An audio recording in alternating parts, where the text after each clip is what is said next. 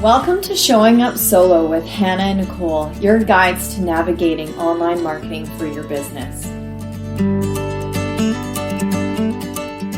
Hi, and welcome back to another episode of Showing Up Solo. Today, Nicole and I are joined by Jennifer Lee Gunson of Jpod. I'm sorry, I blanked on the name. Okay. That's okay. It's called Jpod Creations. I also forget Creations. Excellent. Well, so Jennifer Lee is a podcast expert, really, creator, manager, consultant, the lot. So why don't you start by telling us a little bit about yourself and how you got into podcasting, Jennifer Lee? Okay, so we'll go way back, but my background is actually theater and film acting. And so I'm actually a trained actor in film and theater. And I'm also, I was trained in directing for theater as well. I went to University of UVic and I did their directing program near the end of my degree where they picked 4 directors. And I thought, that's where I was heading. I was going to be an actor. And then I realized I wanted a steady paycheck. So that probably was not going to be the right area for me. So I decided to go and get more training and I ended up becoming a radio broadcaster. I'm not exactly sure what happened. I originally was going for the journalism program. I think you would have put a demo or something. I remember the radio program reached out to me and they're like, "We love your voice. Can you come in for an interview?" And I was like, okay, like I always thought about radio on my way to university stuff because I loved it and I loved listening to the morning shows, but I never necessarily thought about it. So I went in, got accepted, decided, why not? Let's go for it. It's like performing. It can be more steady. And the joke is now it's funny because anyone that ever meets a radio broadcaster is you make no money either. So I'm really great at picking careers, except it was a steady paycheck. So I felt like I won on that one goal. And so I ended up becoming a radio broadcaster. And I started my career way up north because that's where you do it. You apply all over Canada. You have to start in a very small town. And they actually tell you day one in broadcasting that here's the door. Welcome to the radio school. If you can't move, you're never going to make it. Like if you don't want to be here, you can go. And so I was like determined. I was like, I don't care. I'll work anywhere. I really want to do radio. So I moved all the way up to Fort St. John, which is really far and very different when you've grown up in the lower mainland with millions of people and then you are in a town of 20,000 people. It is, and snow, like we don't know what snow is like down in Vancouver. That's snow up there. Like that's real, like cold 6 months. You have to actually plug your car in or it won't start. So I got a crash course in what it's like to live in snow and to be a radio announcer. And so I started my career on 101.5 The Bear, which is a rock station up there. And at the time it was owned by Astral Media, which is now Bell. And so it was great. I got my first big show Monday, Friday, 4 hours of show during the day, other 4 hours doing other stuff like prep and other office things. And then I did that for about 1 year and 9 months. And then it was time for me to move to my next market, which is a medium-sized market, which is rated. And for anyone that doesn't know that, it's like when they rate the shows. So it's kind of like how podcasts are rated, but in radio terms, medium and larger markets are rated. And that's how they get the numbers of who's number 1, who's number 2. And then that's really how the advertisers can decide to like who they want to advertise on because they want to be on the number 1 show or the number 2 show. And so you want to go to a rated market for your next one, which is your like middle-sized, because then that will feed you into a bigger market like Calgary or Vancouver, or maybe even Toronto. So I got my next job in Prince George, which was like a city compared to Fort St. John. It was like 80,000 people and they had a mall. So I was like, I'm moving on up to Prince George. And so it was great. And I worked with the Jim Pattison group at the time. And I was the midday announcer, which I was Monday through Friday. Again, I was very lucky to get another full-time show right out the gate because I'd only been doing it for 1 year and 9 months. And so that was my next gig. I was also the music director, which is really cool because there's a lot of misconceptions about how the radio station picks their music, but there's an actual person that does it. And it's not like I don't get to just pick whatever I want to listen to. There's actually a process. I'm actually looking at 4 different charts that they have hired somebody for the radio station to actually scientifically think what people in Prince George want to listen to. I was on a kind of like a soft pop. I was on a hot AC, which is like rap and other popular music. It was kind of popular music without the rap, but not super old. It's not like a QMFM. It was kind of in the middle. So it was like no rap, but popular songs. So Katy Perry and Justin Bieber and all that. And so you follow 4 different charts that somebody scientifically have said, we need to follow these 4 charts. I would pick the music from there. Weekly, I would defend it to my boss. We'd play clips and he'd be like, why should this be on the station? And I'd be like, well, it's number 1 in this market. And yeah, I think it sounds like it would fit on the river. I worked on 101.3, the river at the time. And then he'd be like, yes or no. And then I'd put it into the station. So I learned a lot about the scientific of like why we listen to music and where the music goes and why we rotate songs so much in an hour, because a lot of people think like you guys play the same songs over and over again. It's like, we don't, but we do, but it's because technically you're not, it's not meant that you're listening to the radio for 8 hours a day. Yeah. It's funny. I didn't imagine that much went into it. In my head, I think radio broadcaster, I think Fraser Crane, you know, or I was at my university had a student radio station, and I did get to be in there. We had a soap opera, and I was one of the actors of the soap opera on the student radio station. But yeah, I didn't realize it was like so involved. So how did you move from this world into podcasting then? Yeah, so I actually went right after the river. So I went on a bit of a tangent about music directing. I like sort of nerding out on it, but just because I find it so fascinating to this day. And I went and got my next job in Vancouver, which was totally opposite from radio DJ, but still in the air. I actually was the traffic helicopter reporter for CKNW. So I was the eye in the sky. So I would fly around and report on traffic, which was probably the most amazing job. And I don't know if I'll ever be able to top it, because who gets to ride in a helicopter every single day? And I did that for about 4 years. But I started to really think, and this is just before COVID, I was just really starting to think about the changes in the broadcasting industry, because if people follow the news, there's a lot of people losing their jobs in the radio industry and even in the TV industry. And it's shifting, and it's not necessarily a bad change. It's just the fact that, you know, we're getting more options. There's podcasts, there's YouTube, there's a lot of different ways to get your news, and there's a lot of different ways to get your entertainment. There's TikTok. And so I just knew, and I guess I'm so passionate about broadcasting, that there's going to be a shift somewhere, and I'm not exactly sure what that's going to look like.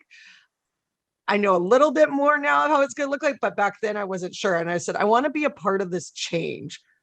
And I don't think my helicopter job is going to be there.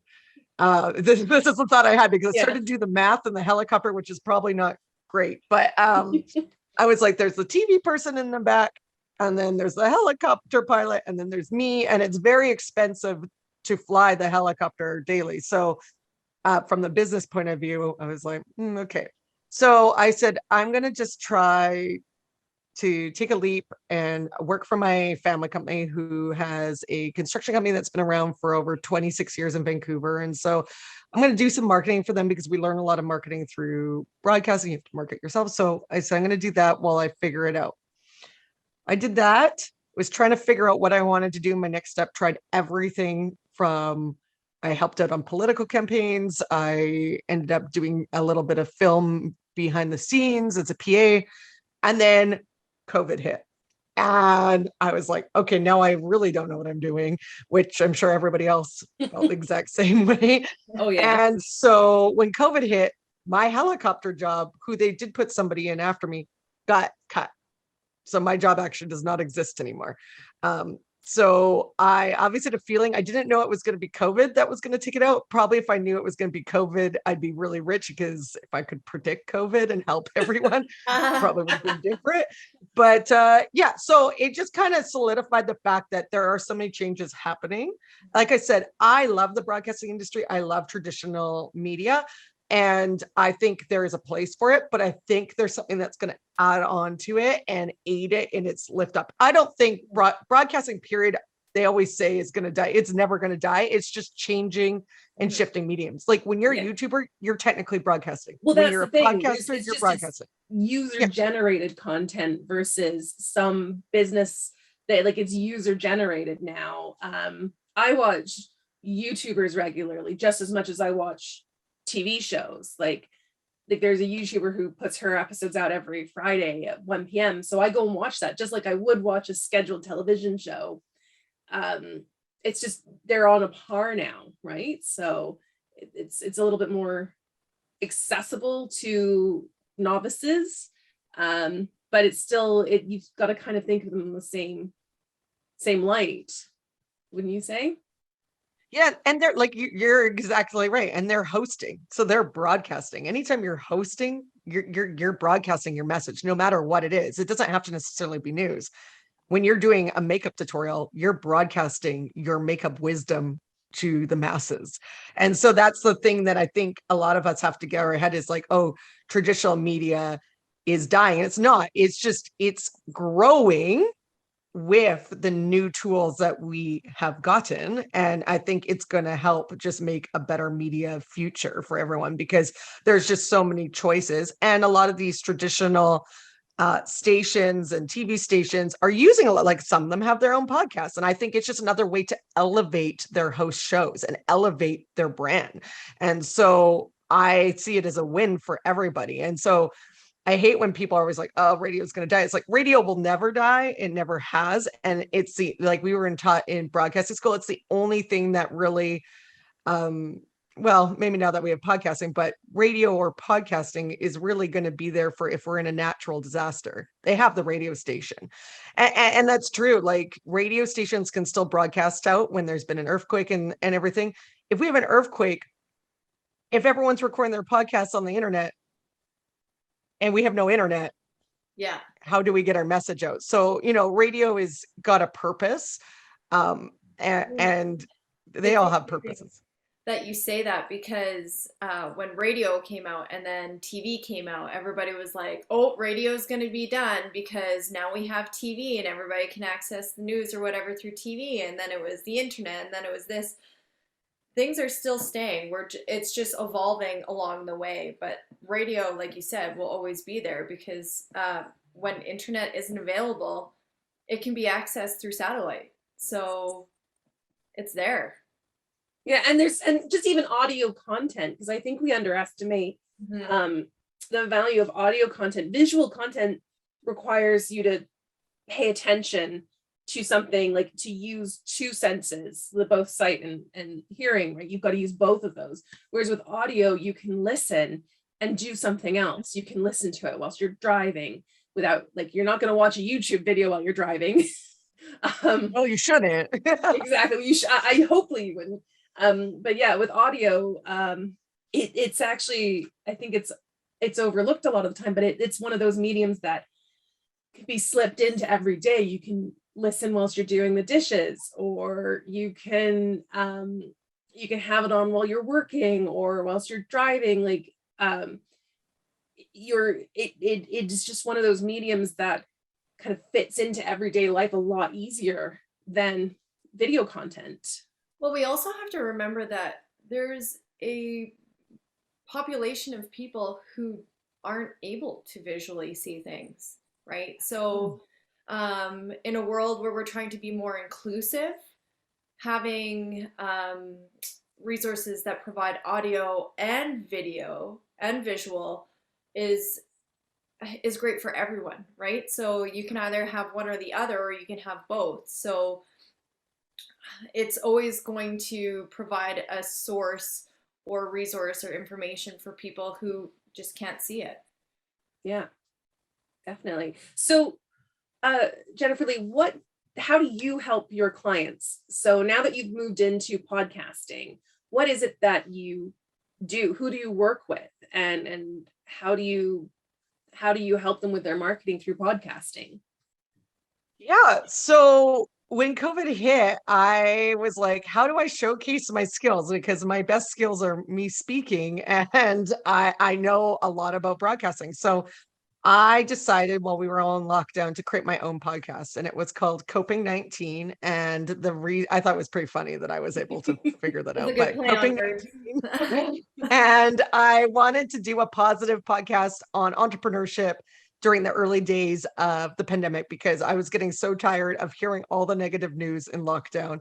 And so I have a lot of friends that are entrepreneurs and very successful entrepreneurs. So I wanted to chat with them to see how they're, I know everyone hates using this word now, but pivoting their business. And I wanted to do that because it was a way for me to continue to network with people since we weren't allowed to, because I found a lot of the time when I would interview a guest, they would introduce me to somebody else that I've never met before. And so I was still networking, but I was doing it through podcasting. So I really enjoyed that aspect of it. And then because my family is in the home building area, we belong to the Home Builders Association in Vancouver. And I did a lot of networking for my parents' company on their behalf when I was kind of trying to figure everything out. And even when I was in the helicopter, I would go to networking events. And so they knew of me and they heard my podcast because I interviewed one of my really good friends who's an architect, and they heard that specific episode. And then they called me up and they said, hey, can we meet for coffee? Because restrictions were lifting for the very first time. And I said, sure. So I met with the marketing director there, and she said, we want to start a podcast for Haven because we don't know how long this is going to go on, because this is still early days. This is like the first May, I think, that whenever restrictions opened up. So back in 2020. And she said, we want to be able to give our clients value because we can't do the typical things that we're doing. And we're not sure when they're going to come back. Like we can't do home shows. We can't do our events, which are very event based, like a lot of organizations. And so they said, we still want to be able to let the people out there know how great our members are because they vet their members in the construction industry. They're great builders, great interior designers, great architects, and all the people that belong are good, and they make a great product. And unfortunately, in the building industry, like a lot of industries, there's some people that are maybe not so good, and they scam people, and you never get your house built.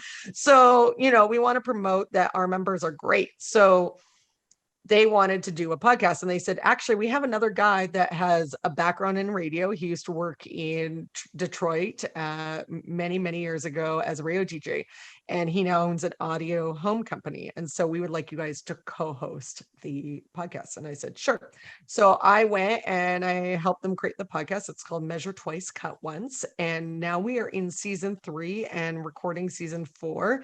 And it's been a really great tool for them because even though they're able to do their events, it's a great tool because people know the podcast, they're able to promote the podcast at the home shows, and it just gives them more credibility because they have such great members to showcase everybody, because every episode they have a different member come on, either it's a trade or a contractor or interior designer, and they talk about a specific topic. Like one I was just editing, we were talking about landscaping and how landscaping benefits your mental health and not just make your home look beautiful, and also during heat domes and stuff, how we can protect our buildings with shade and stuff. So it's not salesy. You're learning something from these people, and you're learning from great experts. So when you do go to build or renovate your home, you're making the right decisions. And so they're finding a lot of the times now that through the podcast, they're actually contacting the members and saying, hey, can you build or renovate my home? So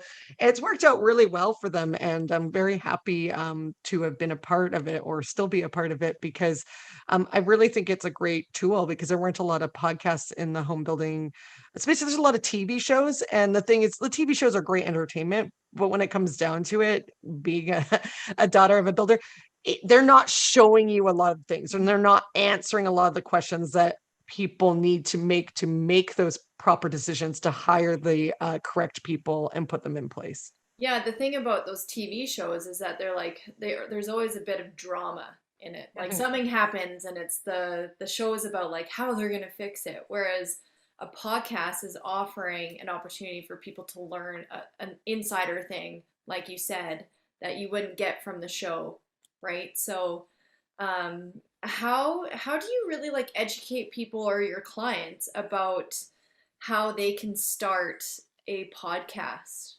Yeah, it just depends on which client I have, because everyone's different. I think that's the one thing that a lot of people don't realize, that a podcast is not a one size fits all solution.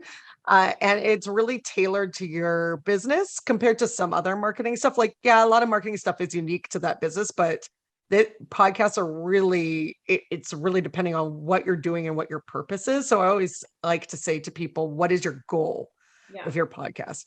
Because I think one of the big misconceptions is everyone thinks they're going to put an episode out tomorrow and then they're going to be famous and they're going to get all this business driven to them, and that's not the case. So I say, if that's your goal, then you shouldn't have a podcast, because podcasting is, like you guys know, it's difficult in the sense that you have to be consistent. It's a lot of work and you have to be passionate about it. So I said, if you're not passionate about what you're doing, I said, then a podcast isn't for you.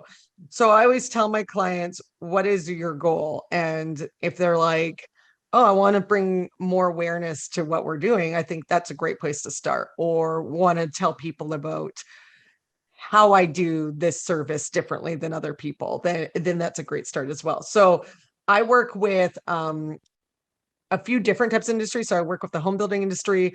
I also work with the colleges and private university sector. And so it really depends on what you want. And I also have somebody in the health and wellness space. So it's just really trying to fine tune their message and see if we can create great value for the listeners. Because at the end of the day, this is for the listeners. If people aren't listening, then why are you putting all the effort into it? So with the Home Builders podcast, people are getting great value because they're knowing, they're kind of peeling back the curtain of what's going on in the building industry, why a contractor prices things out the way they do, why an interior designer, what their process is like. So you're really learning about that industry. And I know that for podcasts, when I first started my business, they said like 90%, I think was the stat, 90% of people listen to podcasts to learn something. So it's a great opportunity for any business. And so when I work with my clients, we really try to narrow down what they're trying to do, because like I said, I work with organizations and then I work with small businesses. And so a small business is going to have a different type of a podcast than a organization. So like for the organizations, I say they're more like a show and you're learning something and you're still getting that valuable content. But when you're working one-on-one with a small business owner, I try to narrow it down and make them 10 to 12-minute episodes. And we try to go with like, what is the commonly asked questions in that industry? Because I want people who are searching for either a builder or somebody in the health and wellness space, what are the questions they're asking for you? Because that's what you should be doing for your topic, because that's what people want to know. And then they'll be more likely to go with you because you're giving them that added value. So I see podcasting, and I don't know if it's going to start changing into many different facets, or I think it will start changing into many different facets, that we're just not calling them all podcasts, because I really think there's a lot of space in the frequently asked questions. A lot of people use them on their website. And I think a lot of people aren't digging into that enough, because, you know, as a business, what is your purpose? To answer people's questions in hopes that they're going to go with you. Well, it also just makes so much sense from like an SEO point of view, like search engine optimization. If you think about it, like when you need to figure something out, you don't go look up someone's website. You type into Google or whatever, and you say, how do I do this? Or how do I do that? And you're not looking for like an article or something. You're usually looking for a video or a podcast episode to teach you something. And I think a lot of businesses, especially small solopreneur businesses, think they have to come up with some unique, funny, witty, amazing piece of entertainment, but they're forgetting that it's purely for marketing and serving their clients. What they need to do is bridge the gap between what their clients, like where their clients are and what they need to know to take the next step. And that's all marketing is bridging that gap. And a podcast is a great way to do it if you're answering those questions. Like, why do I need a contractor? Or why would I hire a contractor instead of doing it myself? Or, like, why do contractors cost this much or whatever? That's the information that the potential client needs to take the next step, which is to get on the call with the service provider and potentially become a client. I see too with podcast series. Sorry, Jennifer Lee. Of like people looking at podcast series as like the whole chapter of a book. Like they need to bring so much value to someone because they need to showcase their expertise. Whereas I see like short podcast episodes as like a piece of value from that chapter. It doesn't have to be the whole chapter of a book. It's just a little piece of it that you get to keep putting in throughout your different series. So it really, like the shortness, people like to have, they don't want to spare too much of their time. Like if you're giving up so much time to too many things, then you're losing time in other things in your life. So if you can do short episodes that are like 10 minutes, 5 minutes, 15 minutes, you're giving them their time back, which people really appreciate. And that's something that Nicole, sorry, I know we're doing talking here, but that's something that Nicole and I are always encouraging people to do. We have our guide to full circle content, which is all about just think of one question you can answer and sit down and record a video or an audio where you're answering that question 5 to 10 minutes. And then you can take that piece of content and turn it into so many things like social media posts or blog posts or reels. And then you can take that and then use that as a jumping off point because people will respond with further questions or say, can you go into that in more detail? And so you can take that one little tiny, like, I'm just answering this one question, and it's like a domino effect or a chain reaction with more and more things that you can dive into. So I love that that's something that you're doing with your clients, because it's something we're always encouraging our clients to do too, is to just start with one thing, like answering like one question and then letting it go further. Yeah, I think sometimes just in marketing in general, a lot of us, and I'm probably guilty of it too, is that we just want a quick fix and we want to just get that return. But I think what I tell people of podcasts is kind of similar to what you guys are marketing, is the fact that it's like you're using all these as helpers and you're using them all as tools. So the more you can break down, it makes life a lot easier, for you when you're posting, and two, it still brings awareness. And like anything with consistency, it will just give you a better return in the end. Mm-hmm. Could it take a while? Yes. Will it take a while? Yes. But at least you're doing something opposed to not posting anything and then like posting sporadically. So as long as you have it out there, people do notice. I remember when I was doing stuff for my family company and I was doing YouTube videos and things like that, and it took a few years and we didn't get that many views, and I was like, but somebody invited us to a party for like a showroom, and they said, I invited you because I saw your presence, and they're like, you're like a celebrity in the building this year. I'm like, no, I want to go that far. Like, I've done some posts, like it was just for my family company, but you don't realize how valuable that is, because sometimes you just don't think people are listening or noticing. And just because your numbers are low doesn't necessarily mean that people aren't finding that value. Yeah. I have to say, like, hearing you say that, assumptions in any sort of way really do more harm to you than anything. Like, if you assume that people understand everything about what you're trying to educate, then you're missing opportunities to teach them things. Same like if you're assuming that they're not watching or they're not really, you're missing those opportunities to make those connections. So assumptions like really can do more harm than anything. I think we could talk about this topic for hours, but in the interest of letting our listeners have small digestible content, we should probably cut it short. Jennifer Lee, is there, if you could sign off with one like key insight or bust one myth, what would you want our listeners to take away from this episode?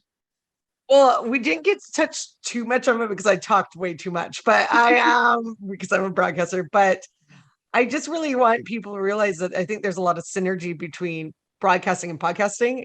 We talked a little bit about, but it's similar. Well, I would say it's exactly the same thing. It's just you're doing a different medium. And so my biggest takeaway for people is and I learned this in radio school, and I think it's the most mind-blowing piece of information. But a lot of people always ask, how many people are you talking to on the radio?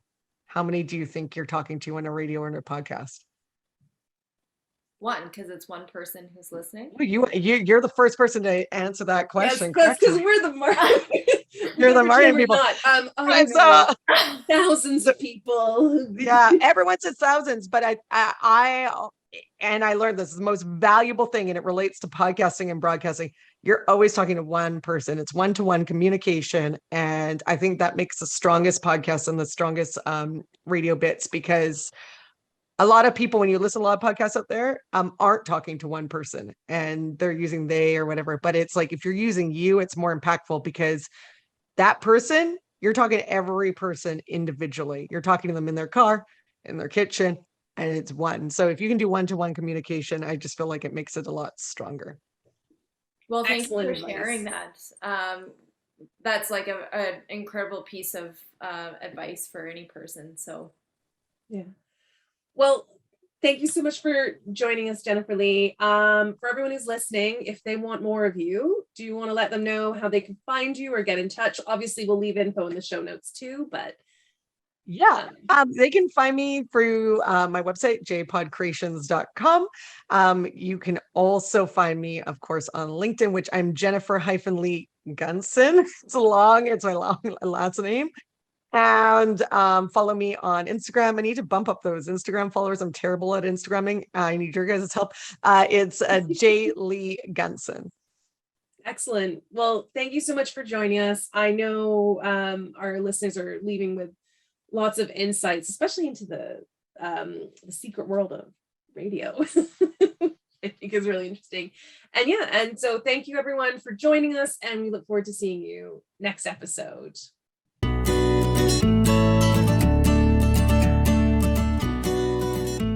Enjoyed this episode?